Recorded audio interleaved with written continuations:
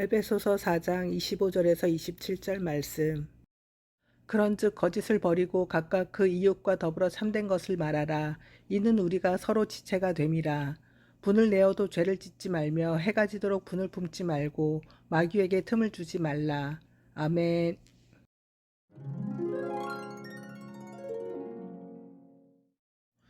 목사님이 예로 드신 A, B, C 세 사람의 얘기를 들었습니다.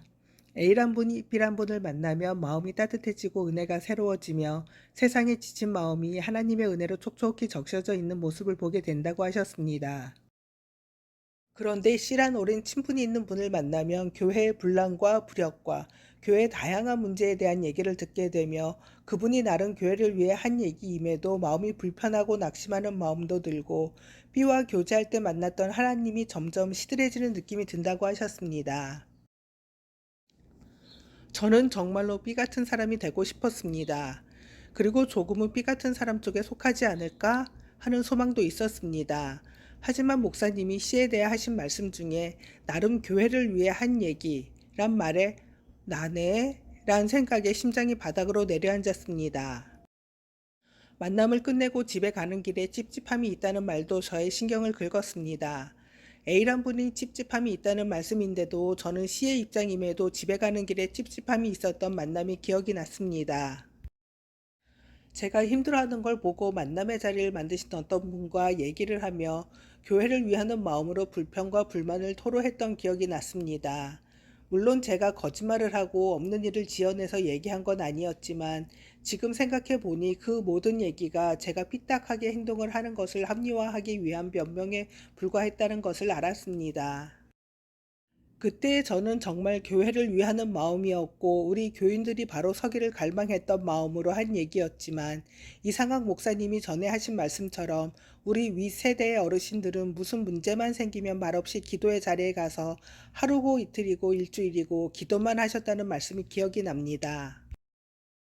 그 말씀을 듣고 많은 분들에게 기회가 될 때마다 목사님의 그 말씀을 전하고 나도 그런 어른이 되고 싶다고 얘기까지 해놓고 막상 그런 상황이 닥치니 이 사람 저 사람 붙들고 흉보고 투덜대고 리더의 자리에 있는 사람들이 이런 상황이 되기까지 손 놓고 있다며 정죄를 했습니다.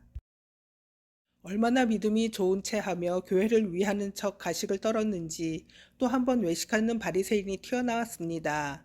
내 속에는 도대체 얼마나 많은 바리새인이 숨어 있길래 이리도 틈만 나면 튀어나오는지 모르겠습니다. 더 무서운 건 바리새인들도 하나님을 알고 율법에 빠삭하기에 그 율법을 철저히 지키며 자신들이 잘못하고 있다는 걸 모른다는 것입니다. 저도 역시 이렇게 콕 집어서 얘기를 해주시지 않으면 내 스스로 내 속의 바리새인을 드러낼 수가 없기에 무섭기만 합니다.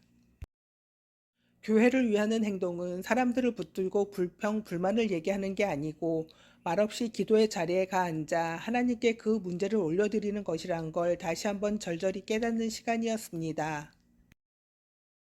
내가 사람들에게 좋은 영향을 미치는 B 같은 사람이 되려면 더 많은 하나님과의 교제 시간을 가져야 함을 알았습니다. 내가 하려고 하지 말고 다른 사람들이 해주길 바라지 말고 하나님께 문제를 올려드리고 하나님이 해결해 주시는 걸 가만히 기다리면 되는 걸 알았습니다.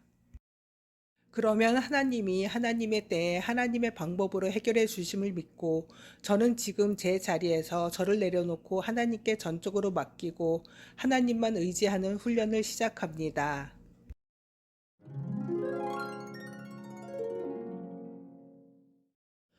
주님, 우리 아이들이 무슨 문제가 생기면 사람을 붙들고 불평, 불만을 늘어놓지 않고 오직 하나님께 그 문제를 들고 나가 하나님이 하나님의 방법으로 하나님의 때에 해결해 주심을 믿고 맡기는 우리 아이들이 되기를 원합니다. 인간적인 방법으로 해결하려 하지 않게 하여 주옵소서. 교회를 위한다며 하나님의 약속을 기다리지 못하고 인간적인 방법을 쓴 아브라함처럼 행동하지 않게 기도와 말씀으로 단단하게 무장하는 우리 아이들이 되기를 우리를 지키시며 우리의 발길을 인도하시는 우리의 구세주 예수 그리스도의 이름으로 간절히 기도합니다. 아멘.